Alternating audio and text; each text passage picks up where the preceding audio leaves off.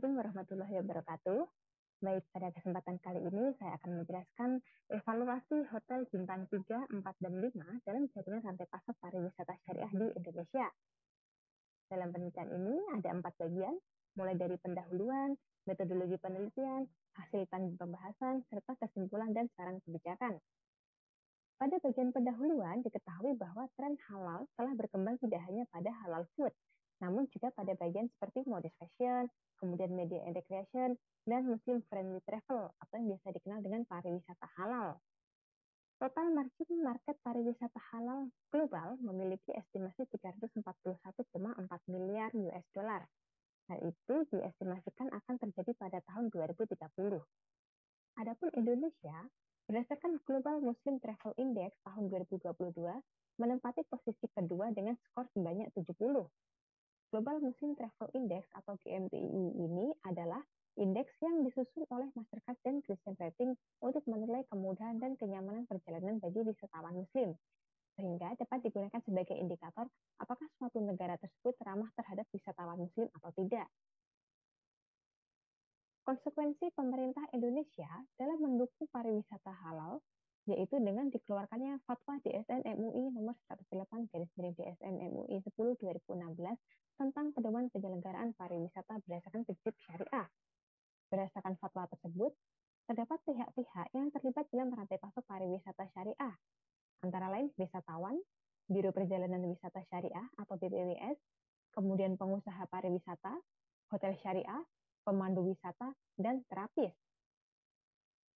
Masih dalam fatwa yang sama, terdapat ketentuan terkait hotel syariah, mulai dari hotel syariah tidak boleh menyediakan fasilitas akses pornografi dan tindakan asusila, kemudian hotel syariah tidak boleh menyediakan fasilitas hiburan yang mengarah pada kemusyrikan, kemaksiatan, pornografi, dan atau tindakan asusila. Kemudian makanan dan minuman yang disediakan hotel syariah wajib telah mendapatkan sertifikat halal dari MUI, kemudian menyediakan fasilitas, peralatan, dan sarana yang memadai untuk pelaksanaan ibadah termasuk fasilitas bersuci. Lalu pengelola dan karyawan-karyawati hotel wajib mengenakan pakaian yang sesuai dengan syariah. Selain itu, hotel syariah juga wajib memiliki pedoman dan atau panduan mengenai prosedur pelayanan hotel guna menjamin terselenggaranya pelayanan hotel yang sesuai dengan prinsip syariah. Berikutnya, hotel syariah juga wajib mengenakan jasa lembaga keuangan syariah dalam melakukan pelayanan.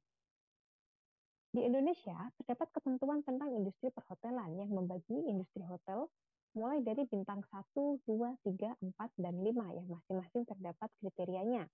Dan dalam penelitian ini, dilakukan untuk evaluasi hotel bintang 3, 4, dan 5 dalam jaringan rantai pasok pariwisata syariah di Indonesia. Jenis penelitian ini adalah penelitian hukum normatif empiris, yaitu penelitian yang membahas implementasi ketentuan hukum normatif terhadap peristiwa empiris yang terjadi dalam suatu masyarakat. Pendekatan menggunakan live case study, yaitu pendekatan terhadap suatu peristiwa hukum yang prosesnya atau kejadiannya masih berlangsung. Teknik analisa data dilakukan secara kualitatif. Dalam penelitian ini, pengumpulan data dilakukan melalui judicial review atau review terhadap peraturan, kemudian literatur review atau review terhadap data, fakta, dan berita, dan wawancara terhadap ekspertis hukum. Adapun aspek material dalam penelitian ini, yaitu Fatwa Dewan Syariah Nasional Majelis Ulama Indonesia nomor 108 DSN MUI 10 2016 tentang pedoman penyelenggaraan pariwisata berdasarkan prinsip syariah. Dalam hasil dan pembahasannya nanti akan dibagi ke dalam 5 kelompok kategori. Berikut ini adalah klasifikasi hotel berdasarkan bintang. Secara umum, indikator untuk menilai klasifikasi hotel adalah berdasarkan ketersediaan fasilitasnya, mulai dari jumlah kamar, kemudian kamar mandi, telepon dan TV, AC, lobi tamu, fasilitas olahraga, rekreasi, restoran, bar, concern staff, rest area, toilet umum, dan room service 24 jam. Pada hotel bintang 3, 4, dan 5 terdapat fasilitas restoran dan bar, dan hal inilah yang menjadi alasan dipilihnya hotel bintang 3, 4, dan 5 dalam penelitian. Berikut ini mengenai fasilitas rekreasi dan olahraga di hotel bintang 3, 4, dan 5. Ada Fireplace and Bar, kemudian Zen Check, spa, gym, ground roof, kids club, adult pool, dan family pool. Pada fasilitas kolam renang, Di hotel bintang 3, 4, dan 5, klasifikasi kolam dilakukan berdasarkan kedalaman kolam. Ada yang 70 cm, 120 cm, hingga 140 cm. Namun, tidak ada pemisahan kolam renang antara laki-laki dan perempuan. Dan hal inilah yang membuat adanya fasilitas kolam renang ini kurang sesuai dengan prinsip syariah. Kemudian, pada restoran dan bar di hotel bintang 3, 4, dan 5, terdapat minuman alkohol yang diperjualbelikan, dan tentunya minuman alkohol ini tidak mendapat sertifikasi halal dari MUI. Selain itu, ada pula menu Western food, Japanese food, dan Chinese food yang menggunakan menu olahan dari daging babi. Adanya menu daging babi pada restoran dan bar di hotel bintang 3, 4, dan 5 ini turut mempengaruhi kehalalan dari menu makanan yang lain, terutama dalam pengenangan materialnya. Jika peralatan yang digunakan setelah memasak daging babi tidak dicuci sebanyak 7 kali dan dicampur dengan tanah, hal itu akan mengakibatkan tetap najis dan makanan menjadi terkontaminasi sehingga menjadi tidak halal. Dengan demikian, terdapat beberapa aspek kritis hotel bintang 3, 4, dan 5, mulai dari adanya fasilitas bar yang mengarah pada kemafsadatan dan kemusyrikan, kemudian adanya minuman alkohol yang menjadi minuman non-halal, kemudian adanya menu daging non-halal pada makanan yang disajikan, kemudian teknik penanganan material yang digunakan bersamaan antara daging halal dan non-halal, lalu fasilitas kolam renang yang tidak terpisah antara laki-laki dan perempuan, serta karyawati hotel yang tidak menggunakan pakaian syariah atau menutup aurat.